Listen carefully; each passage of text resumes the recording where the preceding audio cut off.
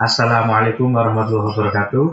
Selamat malam kawan-kawan pecinta ekspedisi Ngansu Kawruh ya. Penanti topik-topik atau bahasan Kawruh di setiap serial ekspedisi Ngansu Kawruh ya. Kali ini kita akan bertamu. Ini kami sudah berada di Dusun Blendangan di Berbah.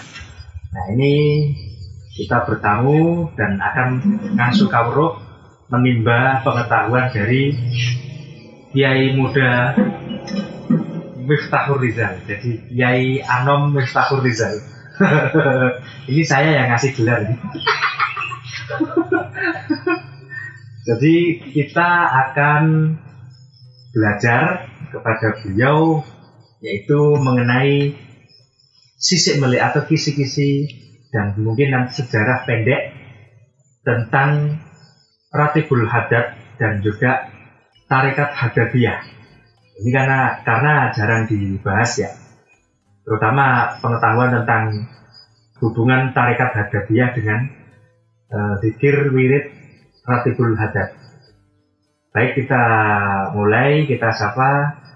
Selamat malam Gus Rizal. Ya, selamat malam Pak Ding, teman lama yang berjumpa kembali.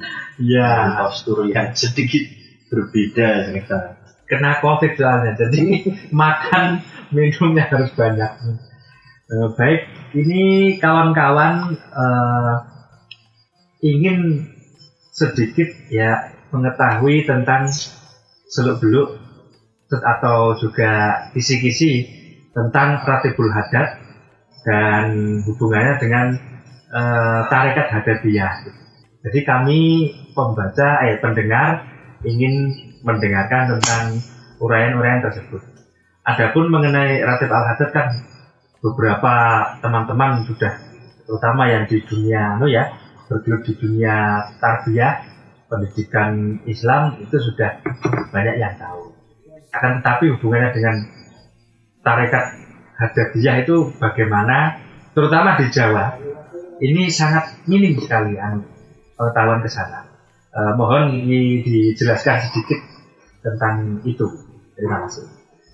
Ya, sebenarnya saya cuma menyampaikan apa yang pernah saya dengar dari guru-guru saya, yang kebetulan saya punya guru itu Habibie Al-Maghribi, ini murid daripada Habib Hasan bin Abdul Qadir Al-Haddad, yang dimana beliau ini ya salah satu habib yang diperhitungkan juga keluarganya di daerah-daerah Betawi.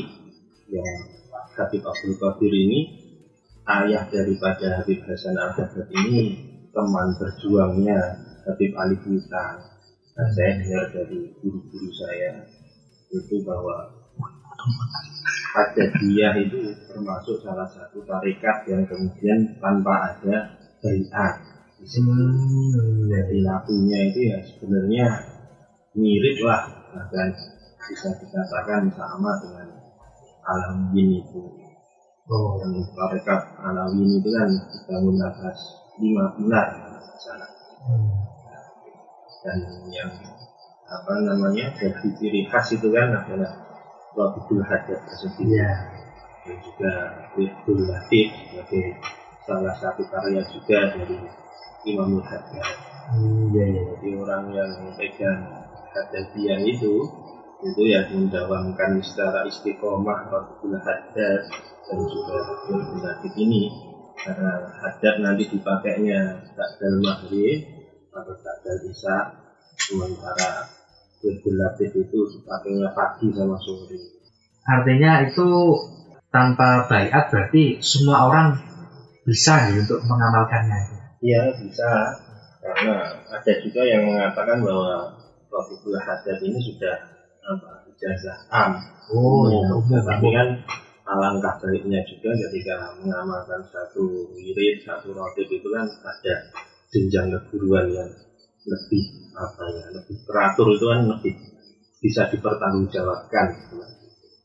Dan ketika saya diijazahkan oleh guru saya pun, seperti guru saya sendiri pun tidak berani mengatakan saya ijazahkan, tidak berani. Tapi cuma saya menyambungkan sanad. Oh iya. Itu kan berarti ada apa namanya? Tidak ada keterikatan secara khusus seperti tarekat-tarekat lain. Iya. Sangat menarik ya, terutama karena reputasi pengetahuan mengenai Ratib Al-Haddad di Indonesia akhir-akhir ini begitu semarak. Jadi ada keinginan dari banyak, terutama anak-anak muda, kaula muda itu untuk tertarik untuk kepada ini mengamalkan Ratib Al-Haddad. Terutama sekarang dengan adanya sosmed kan lebih cair gitu. Jadi lebih mudah untuk mengenali itu. Kalau di era-era yang lalu, mungkin zaman 10 tahun yang lalu, medsos kan belum begitu full ya. Itu masih sedikit yang mengetahui, terutama di desa-desa. Adapun sejarahnya, kalau Ratib Al-Haddad sendiri ini mulai populer di Indonesia itu kapan ya, Gus? Kalau Ratibul Haddad ini kan saya pernah perawan Bunyai Muslihah Bunyati ini putri daripada Kiai Marzuki Zahid Langitan. Beliau ini istri dari Mbah Bunyati Ramli Rejoso itu. Beliau bilang bahwa sebenarnya itu Kiai Kos di daerah-daerah Jawa ini itu sebenarnya sudah pegang ini lama. Hanya saja biasanya itu hanya di kalangan pribadi saja. Entah kenapa akhir-akhir ini itu mulai Ratibul Haddad ini digaungkan di mana-mana. Terutama golongan-golongan Alawiyyin sendiri pun mulai membuka majelis-majelis Ratibul Haddad itu. Mungkin karena keadaan zaman ini yang mulai berubah menjadi lebih gawat dalam tanda petik, akhirnya Ratibul Haddad ini kemudian dimasyhurkan untuk membentengi wilayah, mungkin seperti itu ya, pandangan saya dari cerita-cerita beliau itu. Berarti sudah lama sekali. Kalau tidak salah kan masa hidup dari Imam Haddad, Al-Habib Abdullah bin Ali Al-Haddad, sang penyusun Ratib, ini kalau di sejarah kita kurang lebihnya sama dengan era Mataram Sultan Agungan. Pada masa-masa sekitar itulah 1600 berapa gitu. Jadi ketika masuk ke Nusantara ini sudah waktunya sudah mungkin ratusan tahun yang lalu, sudah lama lah. Ya betul. Dan sebenarnya kalau kita bicara tentang Imam Haddad ini, selain kita bisa melacak itu dari keturunan-keturunan dan marga-marga yang sama dengan beliau, ini banyak sebenarnya, ada murid-muridnya langsung yang kemudian juga dakwah di sini, meninggal di sini, dan kemudian dimakamkan di sini. Dan saya pernah sekali itu ziarah dengan guru saya ini di Tuban. Tuban ini di kompleksnya Syekh Maulana Ishaq. Nah ini ada seorang habib warganya Segaf kalau tidak salah. Ini teman seperjuangan Imam Haddad sudah belum mau. Ada ternyata di sini. Beliau ini dimakamkan di sini di Tuban. Iya. Beliau ini teman seperjuangannya Imam Haddad.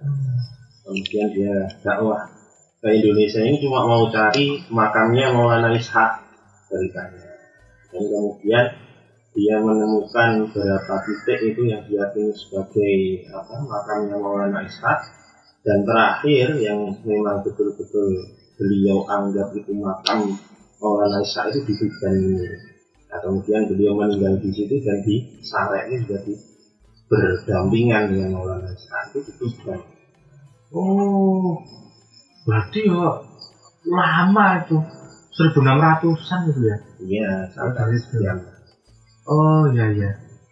Adapun ini menurut literatur termasuk yang mempopulerkan Ratib Al-Haddad juga ke khalayak ini adalah Habib Empang Bogor gitu. Itu katanya sih beliau ini yang kemudian membawa Ratibul Atos dan juga Ratibul Haddad untuk masuk ke Nusantara ini. Iya. Ini kan Ratib itu yang paling populer terutama juga di daerah sana, daerah-daerah Betawi kan gitu ya. Bahkan kalau di Betawi cara bacanya keras, kan gitu. Dikeraskan dengan agak menghentak gitu. Karena karakter-karakter ini ya perlawanan terhadap kepenjajahan kala itu gitu. Kalau di Jawa terutama caranya membaca lebih lirih ya, lebih pelan dikit.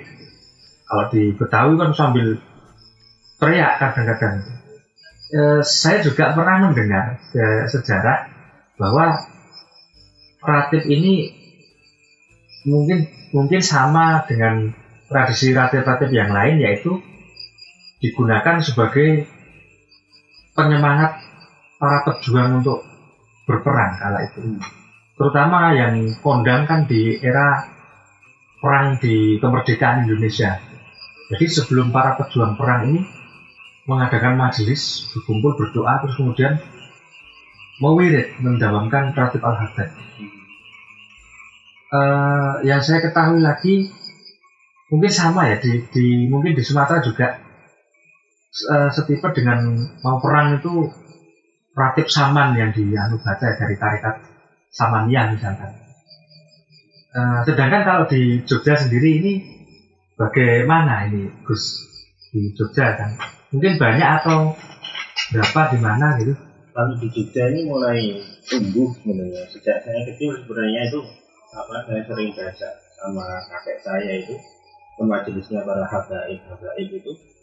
Biasanya sebelum pembacaan maulid memang yang dibaca itu roti. Tetapi karena di kalangan pesantren itu belum begitu populer, itu malah di kalangan majelis taklim itu yang mulai tumbuh Ratibul Haddad itu. Itu salah satunya kalau tidak salah ini Sunan Pandanaran. Ini Pondok Sunan Pandanaran ini juga pakai itu. Haddad. Karena apa? Istri saya mondok di Rejoso itu kan putra Rejoso Gus Awis sekarang yang naik ke kena sudah apa itu harus sama Gus Suha itu di pesantrennya auratnya salah satunya ini kebetulan Pandanaran. Dan saya tanya teman-teman Pandanaran juga, ternyata di sana pakai Ratibul Haddad. Kalau memang Haddad ini kan punya keistimewaan kalau saya dengar itu dulu ini. Beliau ini kan Haddadul Qulub, setiap orang yang keras hati ya, yang berhadapan dengan Imam Haddad ini kan langsung lentur. Nah ini luluh ya. Makanya mungkin ada hubungannya dengan mengapa kemudian di era penjajahan para pejuang itu membaca ini terlebih dahulu itu untuk meluluhkan ini. Iya. Kalau di tempat saya kan asal Jawa Timur, Lamongan ya. Di Lamongan itu, terus di daerah saya, akhir-akhir ini mulai banyak digalakkan pembacaan Ratibul Haddad gitu. Terutama ketika akan ada acara-acara pertemuan pengajian atau majelisan gitu, biasanya dibacakan itu. Dan itu belum lama kalau di tempat saya. Kira-kira mungkin dalam 1 dekade terakhir baru mulai populer kayak gitu. Biasanya ya cuma doa biasa gitu aja.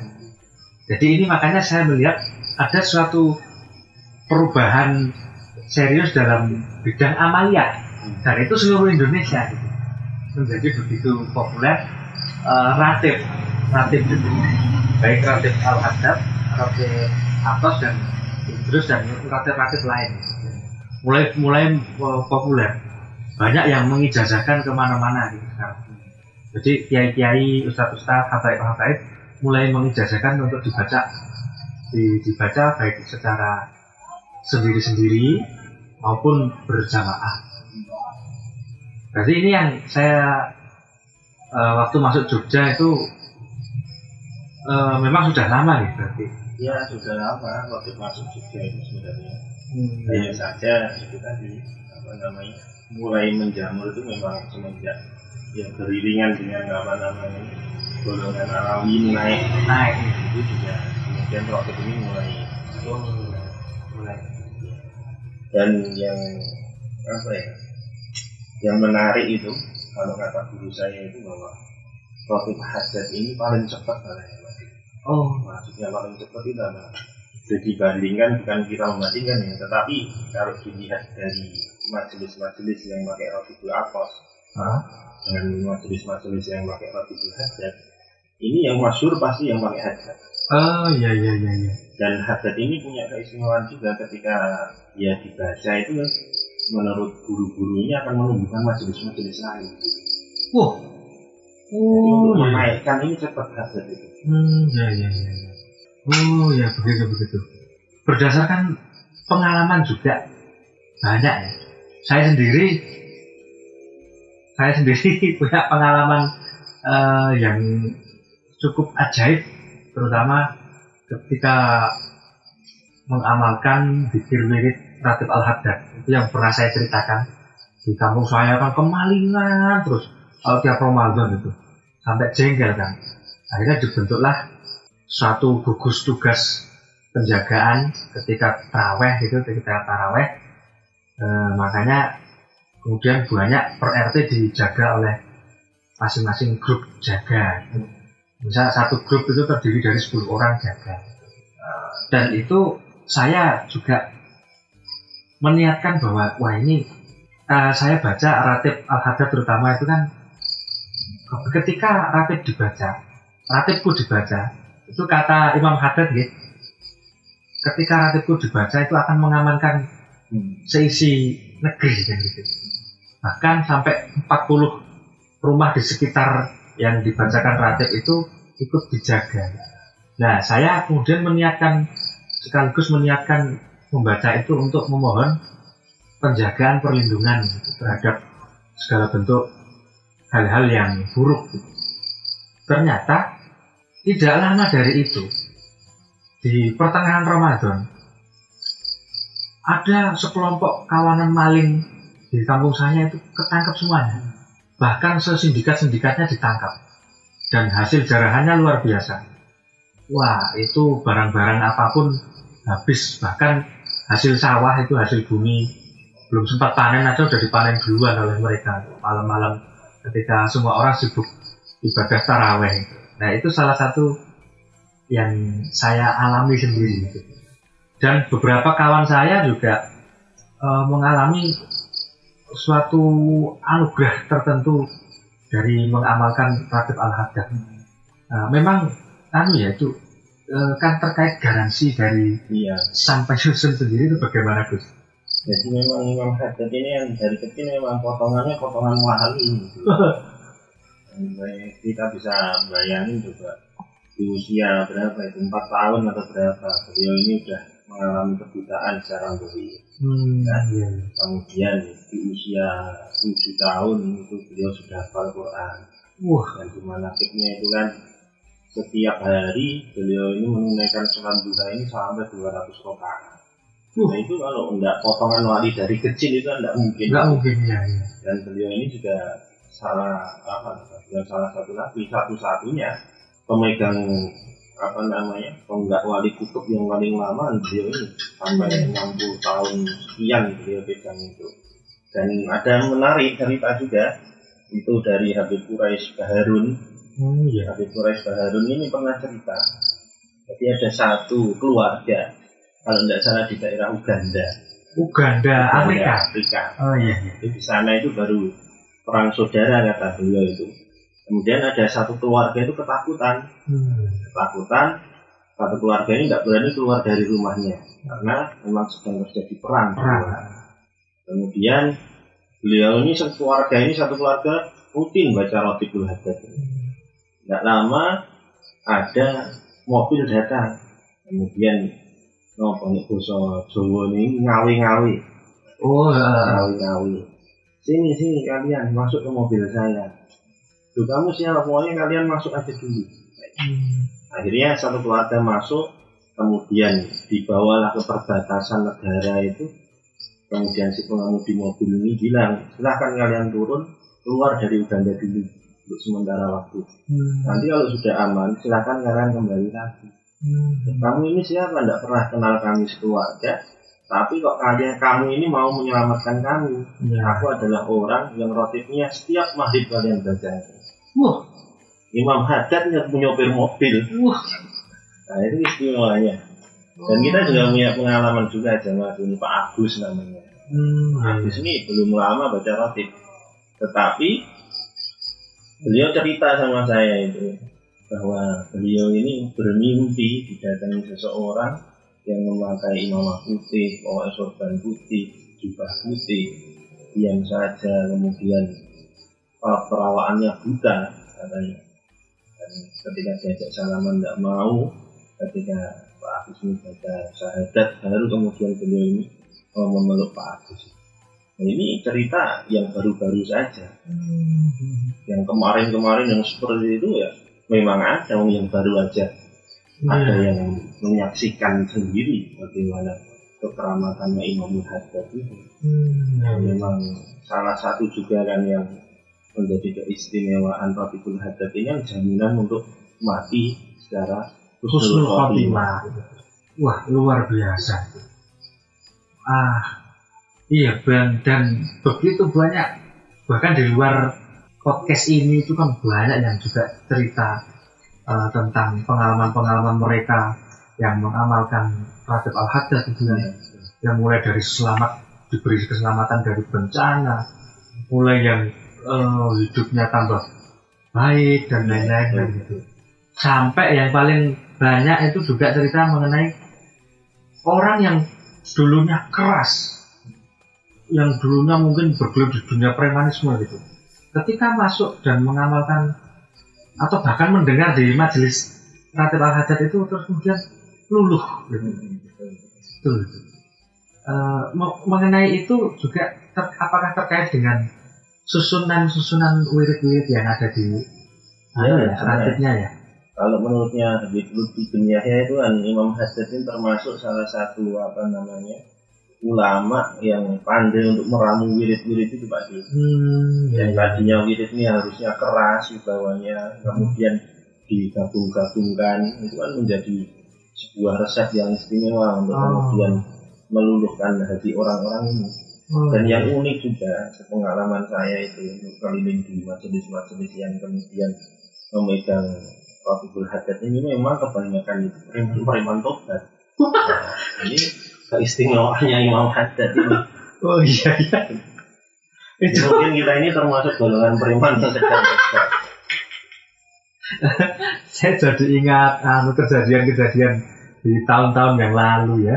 Beberapa tahun lalu ketika majelisnya Gus Rizal ini masih majelis lama yang di tempat lama dulu, yang datangan ada preman-preman Jogja yang ada, waduh ini majelis apa, saya dulu pertama kali ke sana, wah ini kok ada preman. Ya memang Imam Haddad itu istimewa sih berarti.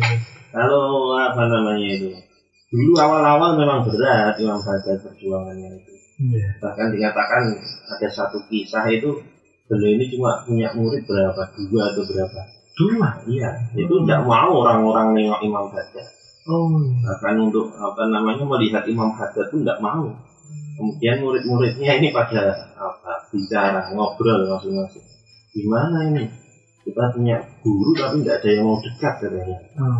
Tidak apa-apa ya, karena alhamdulillah kalau guru kita ini tidak disebutkan dengan orang lain. Nah, itu awal-awal perjuangan Imam Haddad itu juga berat. Iya.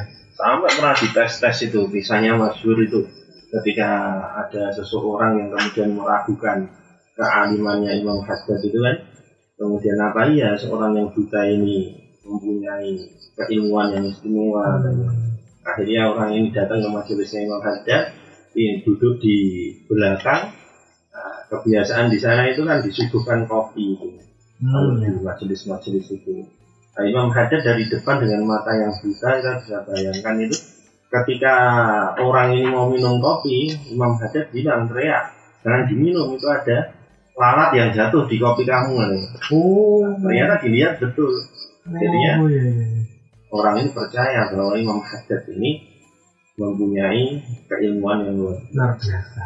Jadi ya pelajaran buat kita juga bahwa Imam Haddad ini mempunyai kekurangan secara lahir, tetapi dianugerahkan bersiroh yang luar biasa. Ya. Oh iya, iya. Itu saya juga ini menurut kisah penuturan kisahnya dari Habib Lutfi kan juga menceritakan bahwa Imam Haddad itu dulu perjuangannya luar biasa dan beliau itu menghadirkan menyusun Ratib Al-Haddad itu di tengah zaman yang kacau balau kan, itu penuh dengan peperangan, terus fitnah, dan juga sejarahnya yaitu penuh dengan pertempuran di Tarim, di sekitaran sana itu, di Yaman. Jadi asbabul wurud dari Ratib Al-Haddad sendiri ini adalah sesuai dengan zamannya waktu itu kacau. Jadi bagaimana untuk mengatasi atau minimal untuk memohon perlindungan terhadap kekacauan-kekacauan tersebut. Nah, Imam Haddad kan sesuai dengan julukannya nih, Pak. Kutbil Irsyad wal Hidayat wal Bilad. Tadi kutubnya petunjuk, juga pelindung untuk satu negeri dan penduduknya. Oh iya iya. Itu mungkin satu-satunya wali yang punya gelar itu. Gelar itu ya. Imam Haddad. Gelar bukan main-main. Iya, langsung beberapa gelar itu Kutbil Irsyad wal Hidayat wal Bilad. Cuma Imam Haddad itu juga. Kalau lainnya ya wali kutub, tetapi gelarnya enggak sementara Imam Haddad itu. Iya. Bahkan Habib Ali Habsyi itu, Habib Ali bin Muhammad bin Musa al-Habsyi, pengarangnya Maulid Simtudurar itu, ketika beliau ini mau berziarah kepada Faqih Muqaddam, beliau tidak berani katanya. Pertama kali yang dia ziarah itu Imam Haddad. Oh iya. Untuk mendapatkan madadnya Imam Haddad ini baru beliau ini berani ke Faqih Muqaddam. Oh, jadi pintu untuk masuk ke wali-wali itu lewat Imam Haddad ini. Itu saking istimewa Imam Haddad. Oh, berarti kan ya, mau ke bapaknya para Alawiyin itu. Iya, harus lewat Imam Haddad ya. Oh, pantesan keluarga Alawiyin dimanapun di seluruh dunia itu pegang Al-Haddad. Artinya amalannya itu khususnya yang didawamkan setiap hari itu biasanya Ratib Al-Haddad kan? Iya, betul. Menjadi suatu menu wajib lah istilahnya, menu utama asupan zikir gitu ya. Dan Imam Haddad ini kan kenapa untuk kemudian Haddad ini menjadi sebuah tarekat itu kan sebenarnya sudah memenuhi syarat kalau menurut saya. Karyanya ada, kemudian berapa banyak kitab-kitabnya Imam Haddad itu yang kemudian berbagai macam bidang keilmuan itu ada semua dan dibaca semua, menjadi sebuah pedoman juga untuk santri-santri, untuk orang-orang yang menimba ilmu. Itu ada semua, pengikutnya ada, dan wirid paginya ada, wirid malamnya ada, sore ada, maghrib ada. Bahkan yang sering kita kadang tidak, itu Imam Haddad ba'da zuhur baca wirid la ilaha illallah al-malikul haqqul mubin itu 100 kali. Oh iya. Ba'da zuhur. Kemudian dilanjutkan dengan Imam Haddad juga punya ini Hizb Nasr. Oh iya. Ini dikenal dengan Hizb Nasr Al-Haddad. Ya. Bahkan Imam Haddad juga punya kitab hikam. Loh, iya, Al-Hikam Al-Haddadiyah. Oh iya. Itu beliau ini saking mungkin terinspirasi dengan hikamnya Ibnu Athaillah. Ya, itu kemudian mengarang Hikam Al-Haddadiyah. Ini juga ada. Jadi semua itu ada. Fakultas keilmuan di diri Imam Haddad itu ada. Wah, luar biasa itu. Istimewa. Termasuk ini qasidah yang terkenal, dan beliau juga punya Diwan Haddad. Qasidah itu. Bahkan ke seni juga ya. Seni juga. Termasuk yang paling populer itu qasidahnya kan Qad Kafani. Qad Kafani itu kan karyanya Imam Haddad. Oh iya. Dengan kondisi yang buta, sejak kecil punya karya yang banyak seperti itu kan, masya Allah. Iya. Luar biasa itu. Wah, betul ya. Setahu saya setahu saya yang sangat terkenal kajian karya beliau yang dikaji di seluruh jaringan pesantren Nusantara itu I'anah Aduh. yang terkenal tuh Iya. Nasok itu dunia. Iya kok ya anak. Itu maaf. Nasok itu dunia. Itu menu wajibnya seluruh pesantren ya gitu. Terus ada lagi itu Risalatul Mu'awana. Iya. Luar biasa itu. Berarti kalau secara pengertian tarekat sebagai jamiah atau sebagai suatu lembaga itu sebenarnya sudah sangat memenuhi target dia. Saya pernah tanya sama guru saya itu, kenapa tidak ada baiat? Ya memang seperti itu. Tarekat Bani Alawi rata-rata seperti itu, tidak ada baiat untuk memudahkan umat sebenarnya. Termasuk Idrusiyah itu kan ya? Ya. Idrusiyah itu. Kalau Idrus itu juga punya roti. Itu juga nggak ada. Ya, rata-rata yang dari Bani Alawi tidak ada baiat-baiatan itu. Iya. Mungkin paham mereka itu baiatnya langsung ke Rasulullah itu. Langsung ya. Secara nasab kan ya. Mereka kan punya dua keunggulan itu. Iya. Keunggulannya kan mereka secara nasab darah punya, secara sanad ilmu juga turun temurun. Oh iya. Ya, sangat mencerahkan ini. Terutama bagi nanti pendengar-pendengar ekspedisi Ngasuh Kawruh yang tertarik atau memang dekat dengan dunia pengetahuan mengenai alawiyin dan juga yang pengamal Ratib Al-Haddad sendiri. Terima kasih ya Gus ini sangat membantu kami nanti biar kawan-kawan yang mendengarkan di seluruh Nusantara itu menjadi tercerahkan. Mungkin ini terakhir Pak Di. Tarekat Bani Alawi ini kan punya 5 pilar. Itu gimana? 5 pilar itu pertama ilmu, kedua amal, ketiga ikhlas, keempatnya wirai, yang terakhir takwa. Itu pegangannya Bani Alawi itu. Oh iya. Jadi 5 ini harus ada. Harus ada. Makanya ketika ada majelis Ratibul Haddad, di situ pasti ada ilmu. Oh iya. Dan tipikal tarekatnya Bani Alawi ini, kalau kita hadir di majelis-majelis itu sangat detail. Detailnya adalah sampai sandal ditata. Majelis harus wangi.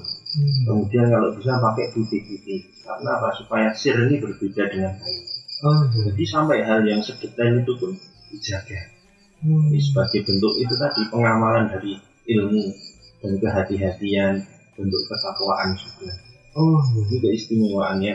Kalau menurut saya ya titik istimewanya di tarekat Bani Alawi Haddadiyah itu di situ. Ya sangat membantu kami untuk lebih mengetahui tentang. Nanti kalau pengen lebih lebih mengetahui tentang itu bisa ke Solo itu namanya Habib Nuh Al-Haddad. Habib Nuh ini salah satu zuriat Nabi yang punya 2 jalur kalau saya. Jalur pertama dari itu Alawiyin, yang kedua beliau ini juga putra keraton. Jadi ya Habib ya Raden itu ya. Beliau itu di Solo. Biasanya yang dapat ijazah dari beliau. Kalau saya dari Habib saat ini melalui Raden ini. Nah itu nanti bedanya biasanya di tawasul belakang. Yang sesudah selesai surat Anas itu biasanya tawasulnya ada yang berbeda. Jadi setiap walaupun sama-sama Ratibul Haddad itu biasanya ada yang beda di situ itu cuma. Tapi tidak apa-apa, katanya sama saja. Bahkan saya pernah ketemu sama Habib Syarif Al-Kafi Hilmi Al-Kafi orang Palembang yang sekarang tinggal di Sedayu. Katanya itu kalau di Palembang itu tawasul belakangnya itu bisa sampai 2 buku. Untuk Ratibul Haddad itu panjang sekali. Panjang dong, 2 buku. Kita yang sampai kita ini cuma yang pendek-pendek itu. Kalau di Palembang katanya sampai panjang sekali. Jadi sama bacaannya wiridnya itu lebih banyak tawasul. Iya. Iya. Kalau saya itu waktu saya itu mendapatkan PDF dari jaringan Sarkup santri kuburan, sarjana kuburan. Kayak Gandhi ini Sarkup itu dari ini itu kan terus PDF itu tersebar ke seluruh Indonesia. Yang paling banyak diakses itu kalau di lewat PDF itu, dan paling banyak dibaca diamalkan oleh kawan-kawan Mojokerto dan Surabaya, basecamp Sarkup itu, sarkup.com. Bahasanya di itu makam Mbah Mas Ali Basyaiban gitu, di Surabaya gitu. Itu basecamp mereka gitu. Akhirnya saya dapat dari itu, dan itu paling banyak disedot oleh seluruh Indonesia gitu. Akhirnya diwirid di mana-mana gitu. Itu juga saya pertama kaget, tawasulnya banyak. Jadi tawasul setelah surat An-Nas itu tawasulnya banyak, mulai dari Sadah Alawiyin, terus nama para Sultanul Aulia dari berbagai tarekat, sampai nama ini sampai Wali Songo, terus kampung para cikal bakal pendiri kampung di sekitaran situ juga disebut gitu. Sampai apa lagi lupa saya itu. Banyak pokoknya yang disebut itu, termasuk Habib-habib yang keramat di Nusantara itu, yang dimakamkan di Nusantara itu juga disebut semua.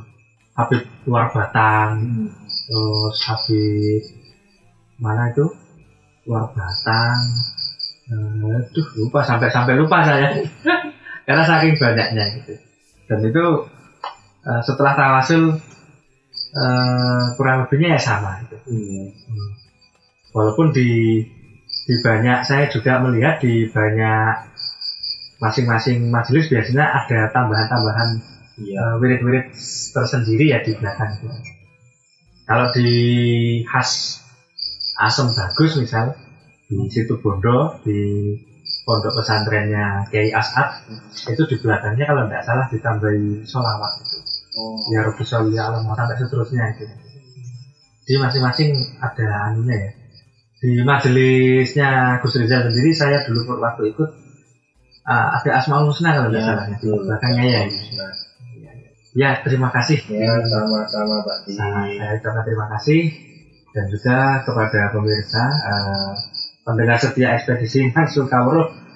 Semoga podcast kali ini mencerahkan. Kita akan kembali lagi di tema-tema berikutnya, nantikan saja, dan tetap pantengin tema-tema Ekspedisi Ngasuh Kawruh yang mengetengahkan pengetahuan-pengetahuan yang tidak ada di bangku-bangku yang perkuliahan dan lain-lain gitu. Selamat malam. Wassalamualaikum warahmatullahi wabarakatuh.